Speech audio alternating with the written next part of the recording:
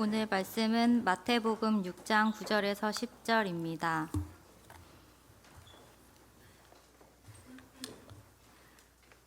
그러므로 너희는 이렇게 기도하라. 하늘에 계신 우리 아버지여, 이름이 거룩히 여김을 받으시오며 나라가 임하시오며 뜻이 하늘에서 이루어진 것 같이 땅에서도 이루어지이다.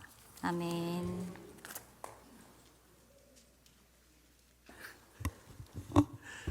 자, 오늘도 귀한 찬양과 기도와 말씀 봉독에 감사를 드립니다. 우리는 우리의 삶의 방향을 어떻게 정하는가가 매우 중요합니다. 방향을 잘못 정하면 그 일들이 풀리지 않고 그리고 일들이 많이 꼬이게 되는 일들이 많습니다. 그런데 방향을 올바로 정하게 되면 풀리지 않던 문제들도 쉽게 풀리는 경우들이 많습니다.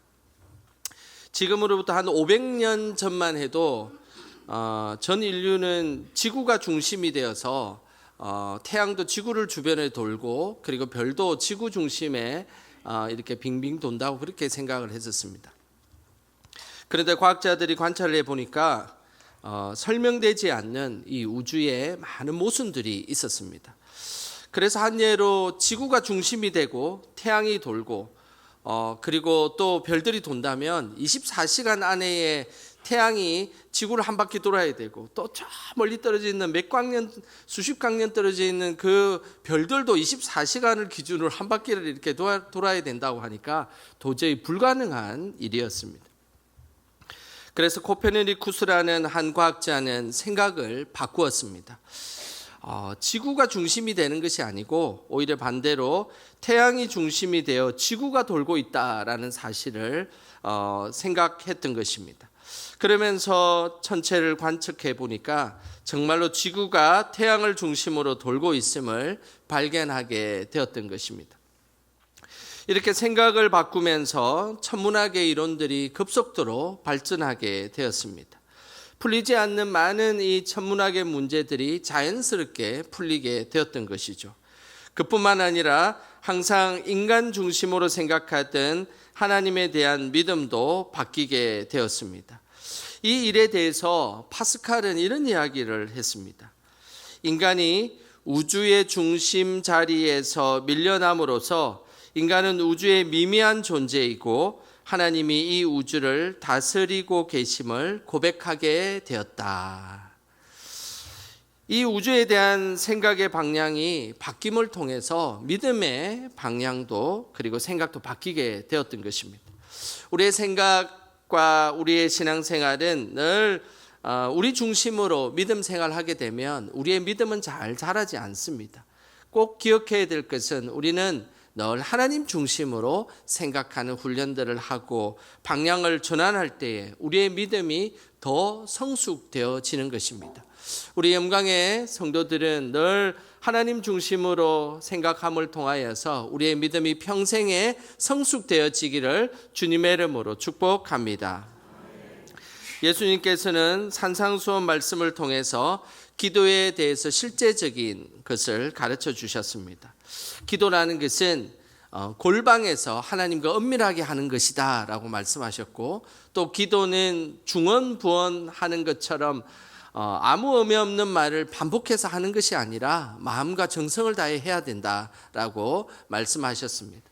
뿐만 아니라 사람들에게 보이기 위해서 길게 기도하는 외식적 기도는 하나님이 기뻐하지 않으신다라는 것을 엄중하게 말씀하셨습니다. 예수님께서 이렇게 기도에 대해서 장소 그리고 기도에 대한 주의사항들을 말씀하신 후에 본격적으로 그러면 기도의 그곳에는 어떤 것을 담아야 할지 기도의 내용에 대해서 말씀하셨습니다. 오늘 예수님께서 가르쳐 주신 이 기도문은 2000년의 역사를 두고 가장 많은 사람들이 인용하고 있는 기도문입니다. 그렇다면 예수님께서 가르쳐 주신 기도의 첫 번째 부분, 첫 번째 내용은 무슨 내용일까요? 우리 9절 전반부만 우리 화면을 보시면서 같이 읽어보겠습니다. 그러므로 너희는 이렇게 기도하라. 하늘에 계신 우리 아버지여. 예수님께서는 우리에게 이렇게 기도하라라고 말씀하신 후에 첫 번째 기도의 그 내용은 하늘에 계신 우리 아버지여라고 기도문을 알려주셨습니다. 예수님께서 기도의 시작을 하늘에 계신 우리 아버지여라고 말씀하신 것은 기도의 방향이 하나님께 초점을 맞춰야 한다라는 것을 분명히 말씀하고 있습니다. 다시 말해 기도의 방향은 하나님께로 향할 때에 기도가 시작되는 것이고 올바른 기도임을 말씀하고 있는 것입니다. 우리는 기도할 때 기도가 연설이 되지 말아야 합니다. 연설은 그 방향이 청중과 사람들에게 향합니다. 그런데 기도의 방향은 사람에게 향하는 것이 아닙니다. 하나님에게로 향해야 합니다. 만약에 우리가 기도의 방향이 자꾸만 사람에게 향하고 있다면 그것은 기도가 아니고 연설을 하고 있는 것과 동일한 것입니다. 우리가 외우고 있는 주기도문은 그 방향성이 매우 명확합니다. 하나님께로 향하고 있는 것이죠. 우리 화면을 보시면서 우리 주기도문 전반부 부분만 우리 같이 함께 읽어보겠습니다. 하늘에 계신 우리 아버지, 아버지의 이름을 거룩하게 하시며 아버지의 나라가 오게 하시며 아버지의 뜻이 하늘에서와 같이 땅에서도 이루어지게 하소서.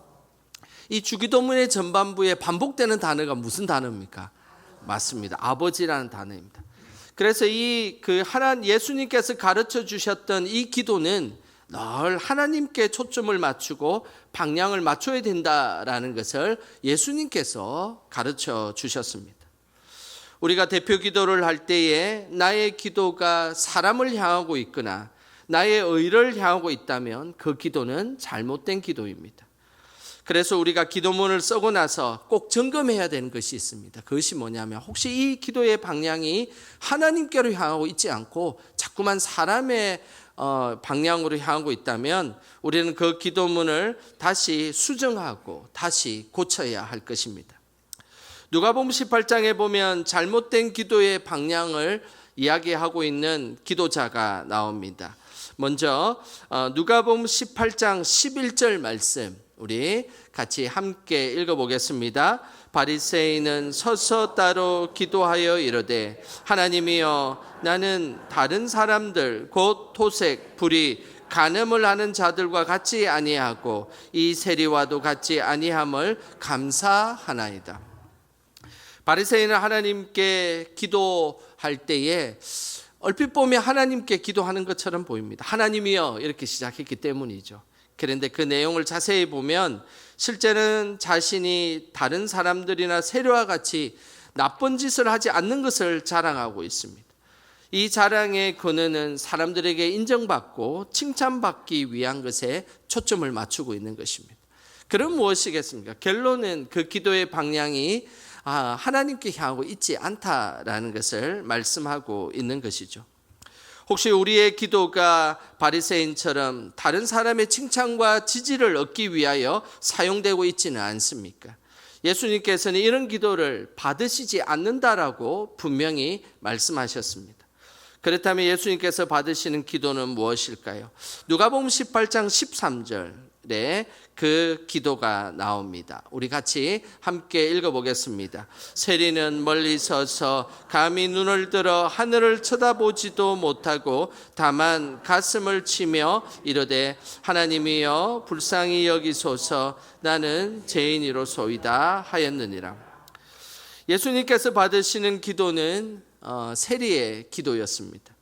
세리는 많은 말을 하지 않았습니다. 딱 두 마디만 했습니다. 하나님이여 나를 불쌍히 여기소서 나는 죄인이로소이다 라고 아주 간단하게 두 마디의 기도만 했습니다. 그런데 오늘 예수님은 이 기도를 받으셨다라고 말씀하고 있습니다. 예수님께서 이 세리의 기도를 받으신 것은 이 기도의 방향이 철저하게 하나님께로 향하고 있다는 것입니다. 얼핏 보면 자신의 연약함과 죄에 대해서 고백하고 있는 것처럼 보이지만 그러나 자신의 연약함과 이 죄를 하나님을 향해서 방향을 틀며 기도하고 있었던 것입니다. 우리는 대표 기도를 할 때에 정치 이야기, 경제 이야기, 안보 이야기, 그리고 통일 이야기를 할 수 있습니다. 그 기도는 참으로 우리의 삶의 중요한 내용이기 때문에 기도문에 분명히 담아야 하는 내용입니다. 그런데 그런 기도의 내용이 청중과 교회를 공격하는 방향으로 한다든지 아니면 세상을 자신이 고칠 수 있는 것 같은 방향으로 기도하고 있다면 사실은 그 기도의 근원과 본질을 보면 잘못된 기도를 하고 있는 것입니다. 기도문을 우리는 읽고 또 읽어보아야 합니다. 나의 방향이 정말로 하나님 앞에 맞춰져 있는지 세심하게 고민하고 우리는 기도해야 합니다. 저는 우리 영광의 성도들의 기도의 방향이 늘 하나님에게 맞추어 있기를 주님의 이름으로 축복합니다. 예수님께서 가르쳐 주신 기도문은 철저하게 하나님께 방향을 맞추고 있습니다. 그렇다면 기도의 방향에 초점이 되시는 하나님은 어떤 하나님이실까요? 하늘에 계신 우리 아버지여라는 이 기도의 첫 문구에는 하나님에 대한 두 가지 속성이 담겨 있습니다. 주기도문에 나타난 하나님에 대한 이 두 가지 속성은 하늘에 계신 아버지라는 이 표현은 창조주 하나님을 의미합니다. 그리고 우리 아버지라는 이 표현은 사랑의 하나님을 의미합니다. 우리가 기도할 때 하나님의 이 두 가지 속성을 인식하고 기도하는 것, 이것은 참으로 중요한 일입니다. 먼저 하늘에 계신 아버지는 성경에 엘로힘이라는 단어를 쓰는데 이 엘로힘은 창조주 하나님을 뜻합니다. 이 세상 만물을 창조하시고 전지전능하신 그분의 하나님 앞에 우리가 감히 기도하고 있다라는 사실을 우리는 늘 인식해야 합니다. 우리의 모든 것을 아시는 하나님, 그리고 우리의 삶의 모든 작은 부분까지 창조하시고 이끄시는 하나님, 그 앞에서 우리가 감히 기도하는데 우리가 어떻게 우리 중심의 기도가 드려질 수 있겠습니까? 하나님은 늘 창조주 하나님께 기도하고 있는 이 인식을 통하여 기도하기를 원하신다는 것입니다. 이런 기도를 할 때 하나님은 우리의 연약함을 담대하게 이끌어 주시는 것입니다. 특별히 구약 성경에 느헤미야라는 선지자가 있습니다. 느헤미야가 기도하는 모습을 보면 늘 창조주 하나님에 대해서 집중하여 기도하였습니다. 느헤미야 9장에는 이스라엘 백성들이 바벨론 포로를 70년 동안 잡혀 있다가 이제 포로가 풀려나서 자신의 고향 예루살렘에 도착해서 예루살렘 성벽을 재건하고 드린 기도입니다. 이때에 느헤미야는 바벨론 왕보다 온 세상의 만물을 지으신 창조주 하나님께 기도하고 있는 장면이 나옵니다. 느헤미야 9장 6절 말씀입니다. 우리 같이 함께 읽어보겠습니다. 오직 주는 여호와시라. 하늘들의 하늘과 이를 성신과 땅과 땅 위의 만물과 바다와 그 가운데 모든 것을 지으시고 다 보존하시오니 모든 천군이 주께 경배하나이다. 느헤미야가 마주한 현실은 바벨론이 이스라엘을 잡아가고 그리고 바벨론이 풀어주어서 이 바벨론이 세상을 좌지우지하는 것 같은 것이 느헤미야가 살았던 현실의 모습입니다. 하지만 오늘 느헤미야는 고백합니다. 우리의 삶의 주권이 바벨론에게 있는 것이 아니라 하나님에게 있음을 분명하게 고백하고 있다는 사실입니다. 그래서 느헤미야는 기도하기를 창조주 하나님에게 감사와 경배의 기도를 하고 있었던 것입니다. 우리도 늘 기도의 자리에서 창조주 하나님을 고백함으로 우리의 삶에 큰 힘과 용기를 얻으시기를 주님의 이름으로 축복합니다. 하늘에 계신 우리 아버지여라는 이 기도문에는 우리 아버지라는 용어가 또 담겨 있습니다. 우리 아버지라는 이 표현은 우리가 흔히 많이 쓰는 여호와 하나님에 대한 여호와라는 단어입니다. 여호와는 사랑의 하나님을 의미합니다. 우리를 긍휼히 여겨주시고 죽기까지 사랑하시는 그 사랑의 하나님, 그 하나님이 여호와 하나님인 것입니다. 우리가 기도할 때 능력이 많으시고 모든 것을 아시는 창조주 하나님뿐만 아니라 우리를 가장 사랑하시는 그 하나님, 그 하나님을 늘 인식하며 우리는 기도해야 합니다. 하나님의 사랑을 기억하며 기도할 때 하나님은 우리에게 회복과 치유의 역사를 임하게 하여 주실 것입니다. 성경의 인물 중에 사랑의 하나님에 대해 늘 기도했던 한 선지자가 있습니다. 바로 스바냐 선지자입니다.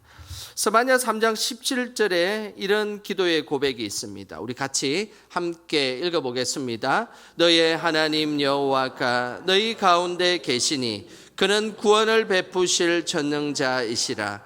그가 너로 말미암아 기쁨을 이기지 못하시며 너를 잠잠히 사랑하시며 너로 말미암아 즐거이 부르며 기뻐하시리라 하리라.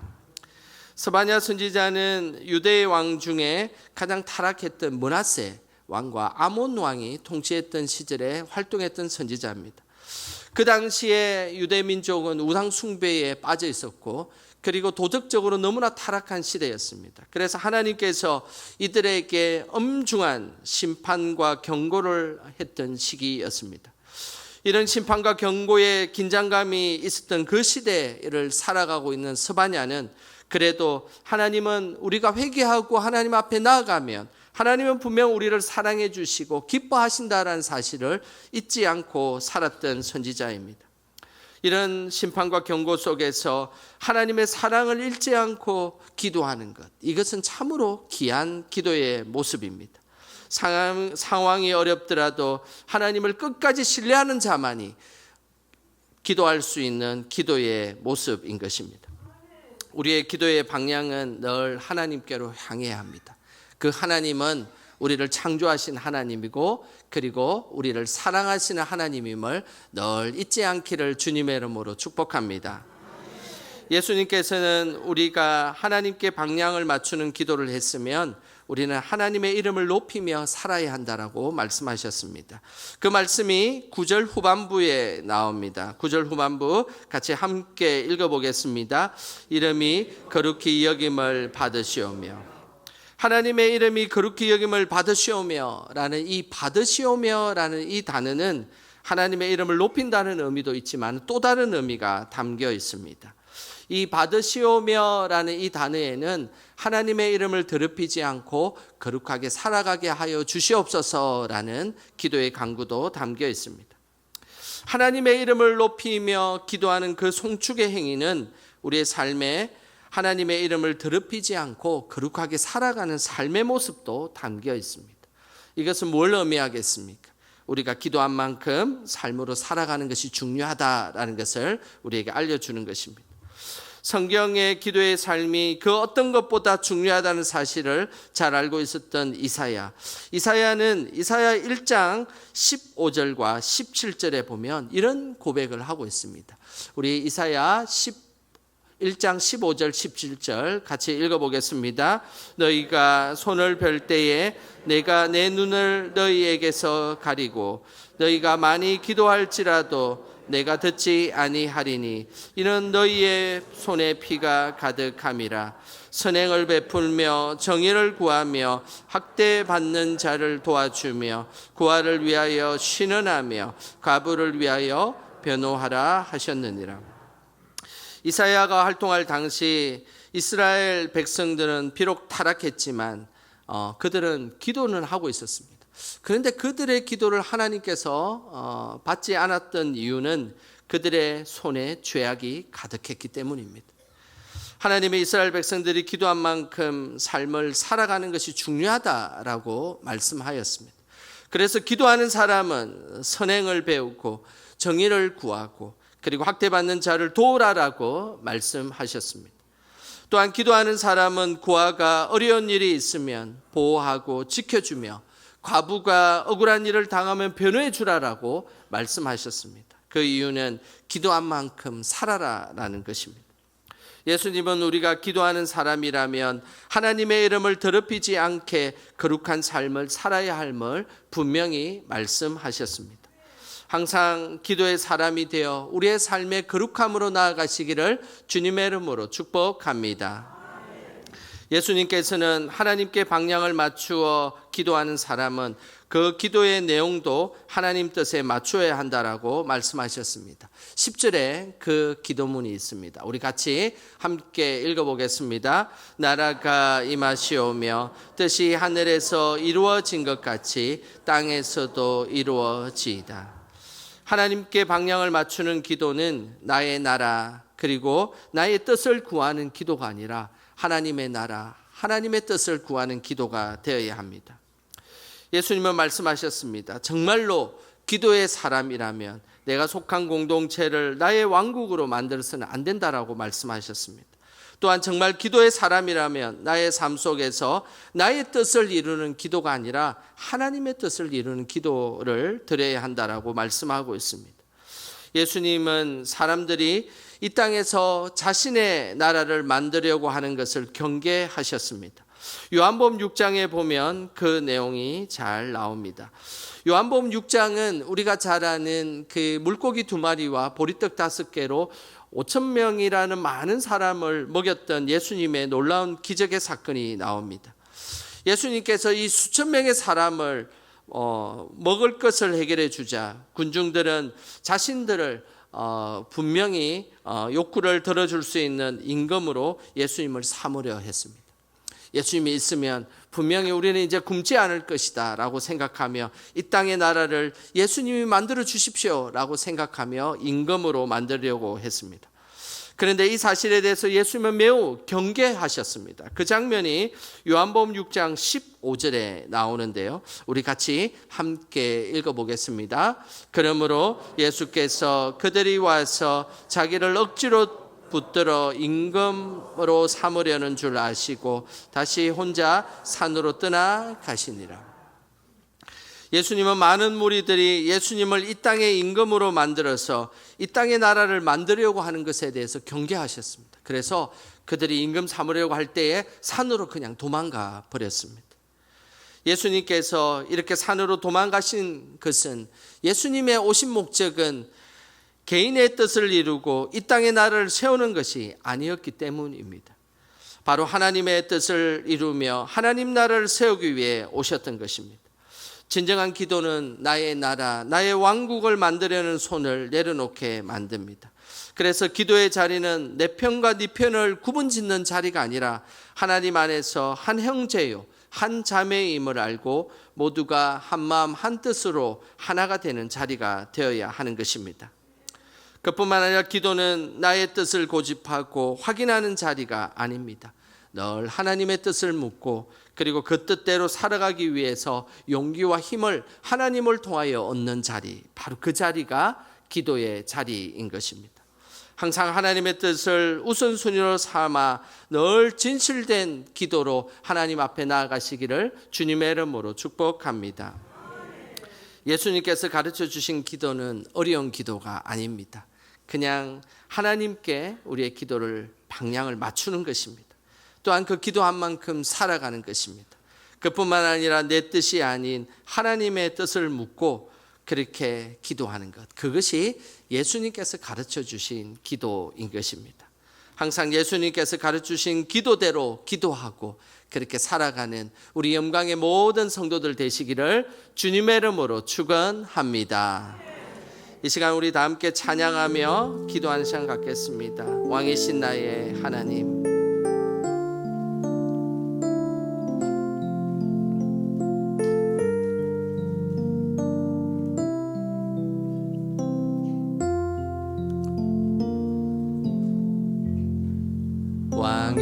왕이신 나의 하나님,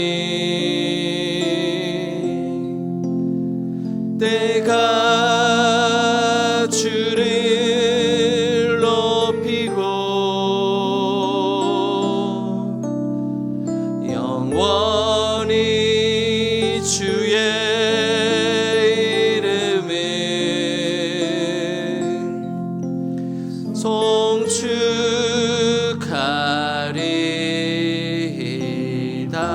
우리 한 번 더 찬양하겠습니다. 왕이신 나의 하나님, 왕이신 나의 하나님,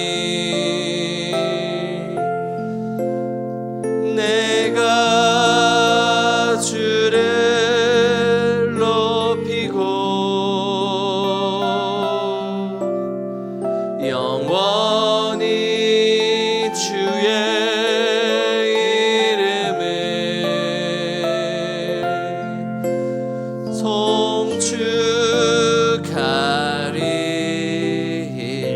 이 시간 우리 눈을 감고 찬양하겠습니다. 왕이신 나의 하나님, 왕이신 나의 하나님, 내가 주를 높이고 내가 주를 높이고 영원히 주의 이름을 영원히 주의 이름을 송축하리다 송축하리이다.